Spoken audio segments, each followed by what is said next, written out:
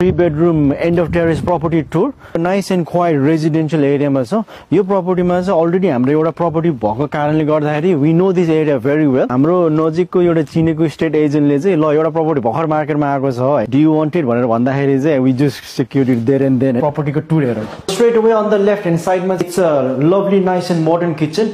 यहाँ अगाडि चाहिँ एउटा डाइनिङ टेबल पनि राख्न सकिन्छ भने यतातिर आउनु भयो भने you got a gas cooker, you got a fridge freezer over here हैन. अनि हाम्रो यहाँ माइक्रोवेभ छ अनि you got oven here as well.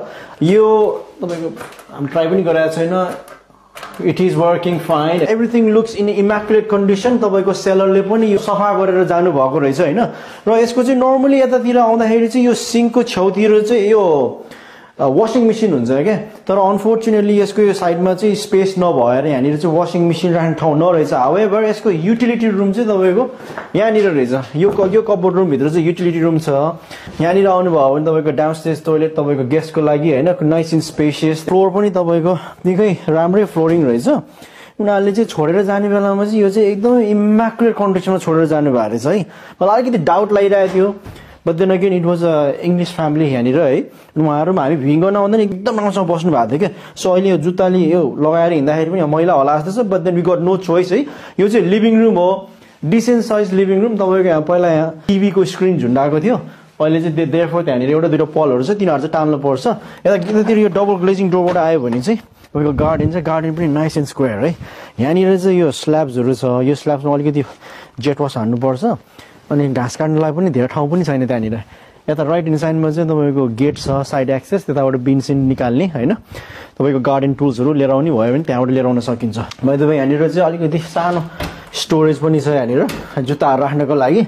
मास्तिर जाउँ. नर्मली हामीले प्रपर्टी चाहिँ सेलरले छोडेर गइसकेपछि सफा गर्नुपर्ने स्थिति हुन्छ, कार्पेट वाश गर्नुपर्ने स्थिति हुन्छ. तर यो केसमा चाहिँ everything is in a fantastic condition है. सो यता आउनुस् है, बाथरुममा आउनुस्. Nice and clean. माथिसम्म टाइल छ which is good. यसको यहाँनिर शावर छ. You got the shower screen as well. So therefore यसमा एउटा शावर कर्टन पनि लगाउनु परेन. माथिसम्म टाइल पनि लगाउनु परेन हैन.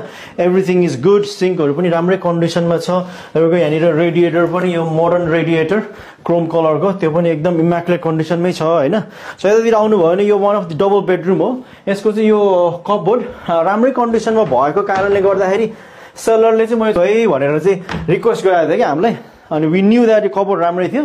त्यो भएर छोडेर जानुस् भन्दै ल बाहिर हेर्नुस् ल कस्तो राम्रो नेबरहुड छ यहाँनिर.